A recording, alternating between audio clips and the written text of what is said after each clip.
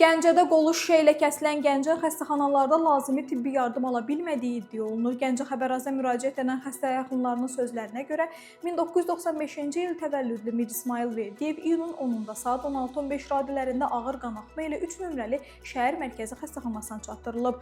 Onlar iddia edir ki, xəstəxanada növbədə olan Adil adlı həkim yaralıya baxmayıb, tibb personalı isə laqeyd münasibət sərgiləyib. Şikayətçilərin iddiasına əsasən tibb müəssisəsində yaranın tikilməsi üçün zəruri tibbi ləvazimatlar, qayçı və tikiş sapı olmadığından Mir İsmayıl Verdiyevi Gəncə şəhər Abbas Səhət adına xəstəxanaya aparıblar.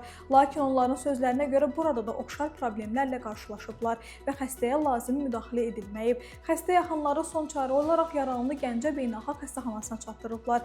Bildirilir ki, həmin vaxtadək Mir İsmayıl Verdiyev çoxlu qan itirib. Yaxınların iddiasına görə xəstə təxminən 55% qan itkisi ilə xəstəxanaya qəbul olunub və onun həyatını xilas etmək mümkün olub. Hadisədən narazı qalan ailə üzvləri 3 nömrəli Mərkəzi Şəhər Xəstəxanasının və Abbas Səhət adına xəstəxananın fəaliyyətinə şikayətçi olduqlarını bildiriblər. Onlar məsələ ilə bağlı aidiyyatı qurumların araşdırma aparmasını tələb edirlər.